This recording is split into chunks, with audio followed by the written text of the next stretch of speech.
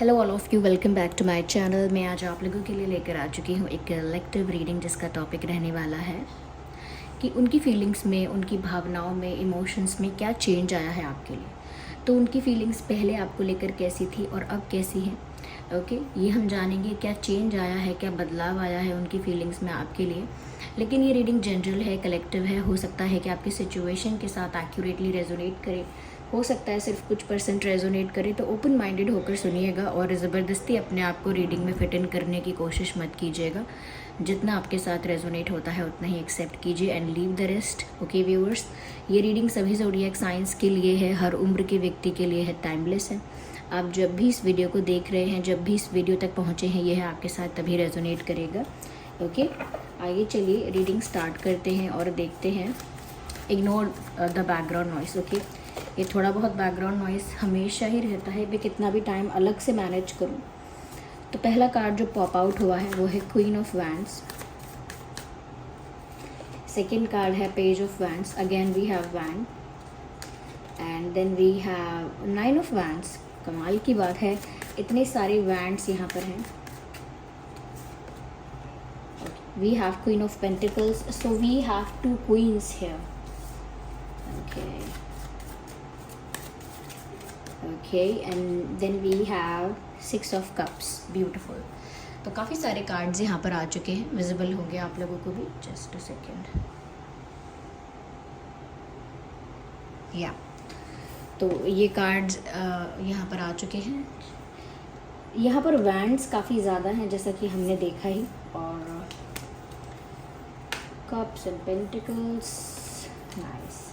देखिए जिस पर्सन के लिए भी आप ये रीडिंग देख रहे हैं उनकी फीलिंग्स में क्या चेंज आया है। देखिए चेंज तो काफ़ी आया है, चेंज तो आया है। और मुझे यहाँ पर ऐसा भी लगता है कि उनकी लाइफ में 2 ऑप्शंस हैं।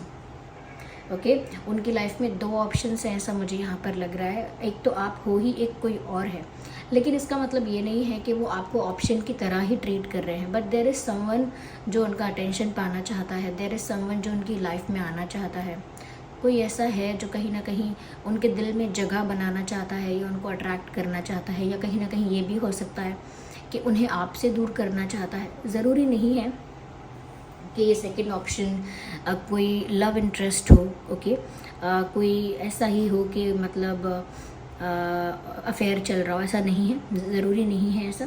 हो सकता है ये फैमिली का कोई मेंबर है जो इनको लेकर काफ़ी पॉजेसिव है, प्रोटेक्टिव है, कि किसी और के साथ ज़्यादा मतलब किसी की बातों में ना आ जाएं या ज़्यादा किसी पे भरोसा ना कर ले। जैसे बच्चे होते हैं और वो किसी पे भरोसा करने लगते हैं तो उनकी माताएं या उनकी बहनें या उनके भाई काफ़ी पॉजेसिव हो जाते हैं, प्रोटेक्टिव फील करते हैं कि अरे ये हमारा भाई बहन या हमारी बेटी बेटा गलत रास्ते पर तो नहीं चला गया, पता नहीं किस से बातें करता है, किस पर विश्वास कर लिया है इसने, पता नहीं किसके साथ अपना समय बर्बाद कर रहा है। तो इस तरह का भी कोई फैमिली मेम्बर भी हो सकता है, फिर कोई ऐसा पर्सन भी हो सकता है जो कहीं ना कहीं इनका एक्स रहा हो और अब इनकी लाइफ में इतना करेंटली इतना इन्वॉल्व, इतना एक्टिवली इन्वॉल्व ना हो, लेकिन अभी भी चाहता हो कि ये लौट आए या कहीं ना कहीं ये आपके पास ना जाए। तो ऐसे लोग हो सकते हैं जो यहाँ वहाँ से यहाँ वहाँ से उनकी लाइफ में घुसने की कोशिश कर रहे हैं, यहाँ वहाँ से उनकी लाइफ में इंटरफेयर कर रहे हैं, समहाउ उनकी लव लाइफ में इंटरफेयर कर रहे हैं।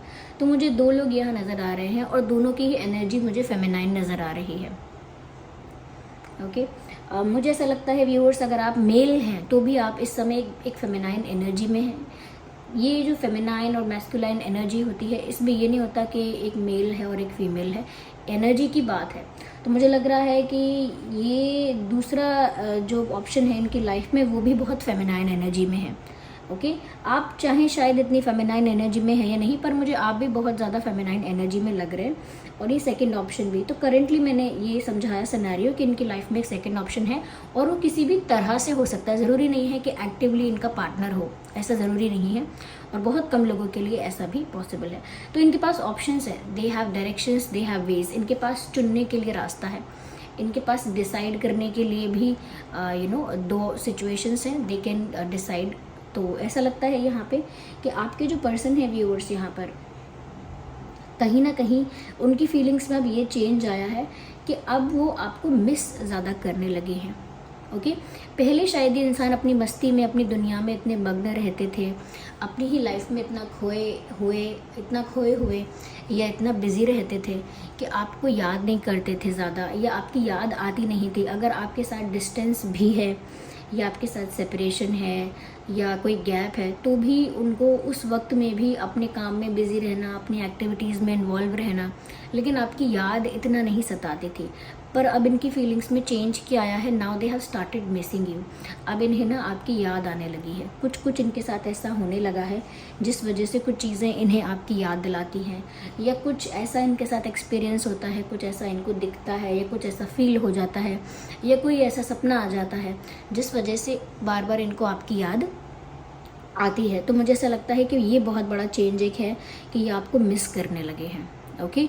और कहीं ना कहीं जब मिस कर रहे हैं तो आपसे बात भी करना चाहते हैं, मिलना भी चाहते हैं, कहीं ना कहीं आपके साथ एक डीप लेवल कॉन्वर्जेशन भी चाहते हैं, and they want to offer you something.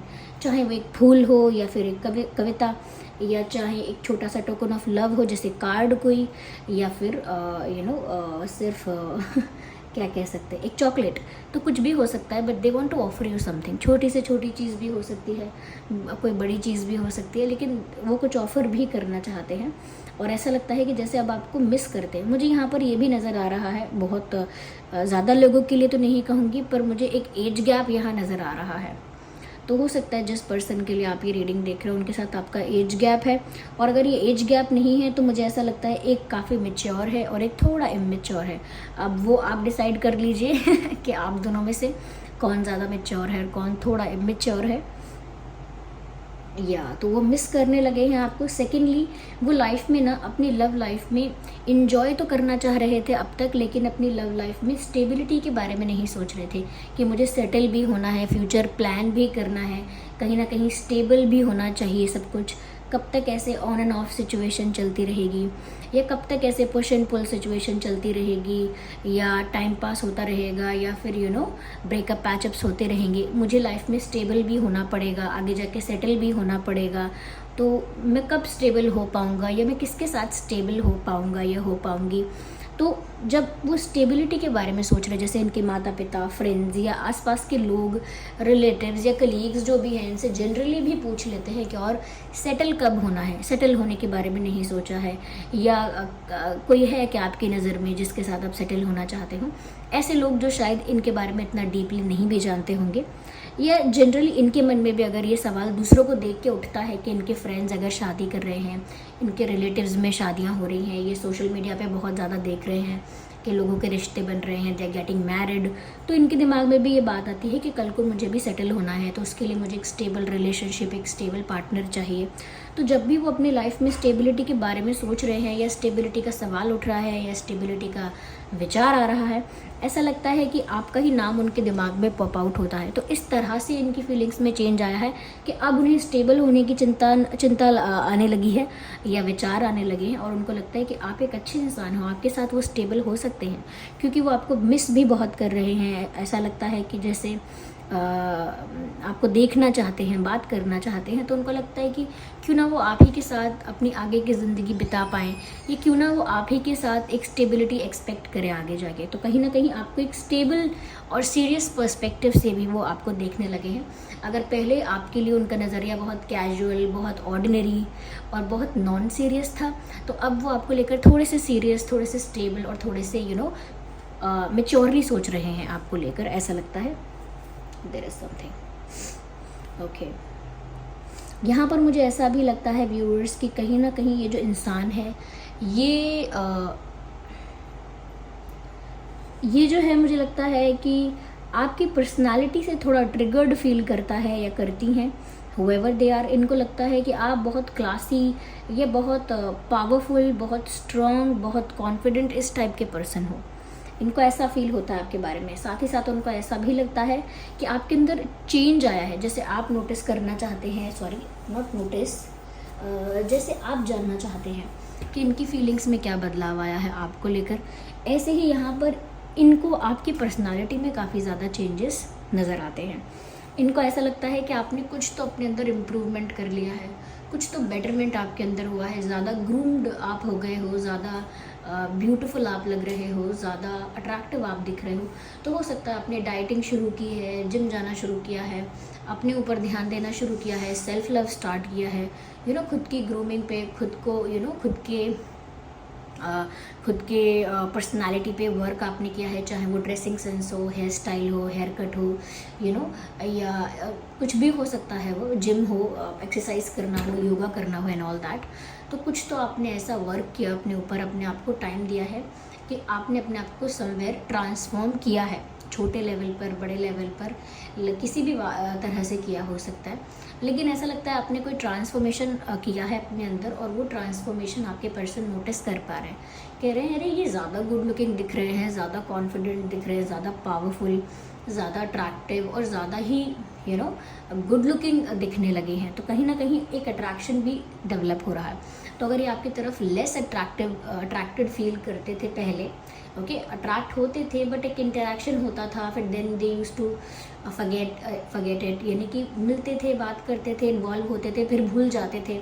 इस टाइप की अगर इनकी पर्सनालिटी थी, इस टाइप का इनका बिहेवियर था, तो ऐसा लगता है अब उनका पर्सपेक्टिव थोड़ा सा बदल रहा है आपके लिए, क्योंकि उन्होंने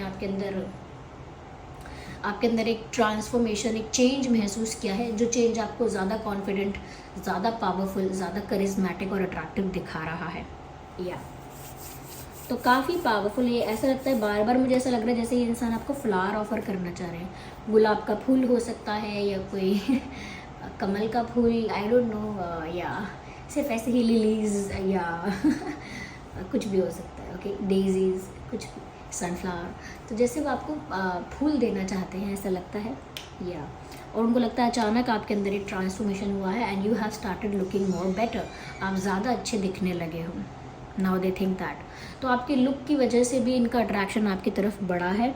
साथ ही साथ क्योंकि इन्हें आपकी याद आने लगी है, तो उनको लगता है कि उन्हें आपके साथ स्टेबिलिटी भी मिल सकती है, लाइफ में स्टेबल होने के बारे में भी वो आपके साथ सोच रहे हैं।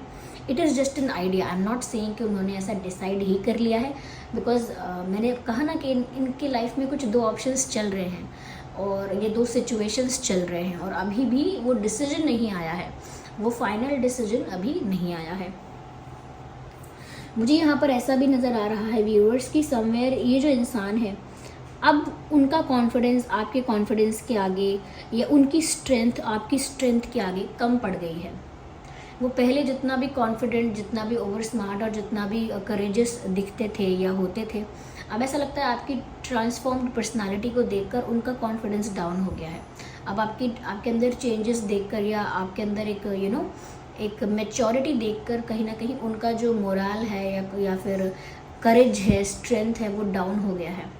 ओके, तो ऐसा लगता है कि आपके अंदर चेंज तो आया है व्यूअर्स, ये मैं कह सकती हूँ कि आप ज़्यादा मैच्योर, ज़्यादा क्लासी, ज़्यादा स्टेबल और ज़्यादा ही ग्रूम्ड और well maintained type of person लग रहे हैं, जिसकी वजह से इनका ध्यान और नज़र आपसे हट नहीं रही है। मुझे ऐसा लगता है व्यूअर्स कि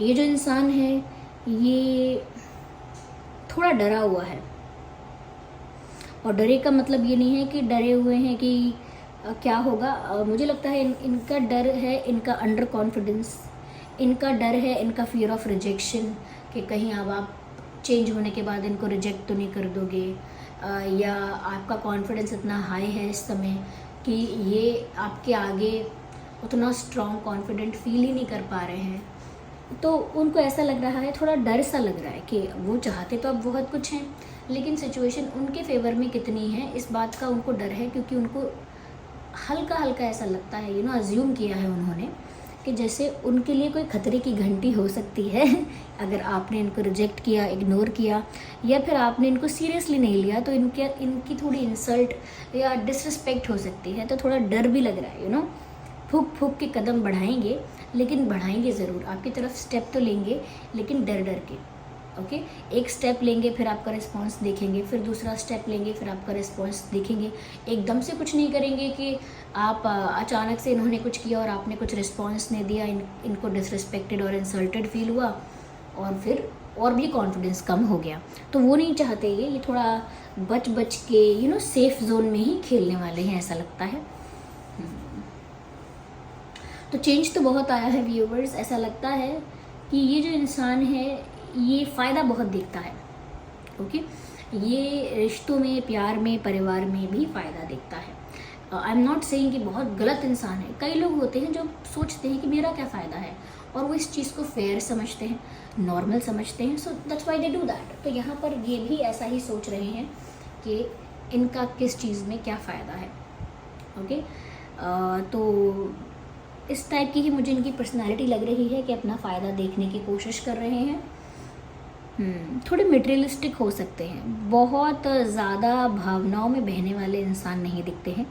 ओके, लॉजिक से चलने वाले इंसान हैं, लेकिन लॉजिक से चलें चाहे कितने भी मटेरियलिस्टिक हों, मुझे लगता है कि बैलेंस नहीं है इनकी लाइफ में, और ना ही इनका डिसीजन मेकिंग स्ट्रॉन्ग है। बैलेंस नहीं है, यस, और इनका डिसीजन मेकिंग भी काफ़ी वीक है। आई वुड से इमेच्योरिटी बहुत है इनके अंदर। I think you are the one mature. मैंने कहा था ना कि आप ही डिसाइड कीजिए कौन मेच्योर है कौन इमेच्योर। जिस तरह की मैं इनकी एनर्जी देख रही हूँ, मुझे ऐसा लगता है कि ये साउंड करते हैं मेच्योर, बट एक्चुअली में इमेच्योर हैं, और आप साउंड करते हो इमेच्योर, बट आप एक्चुअली में मेच्योर हो।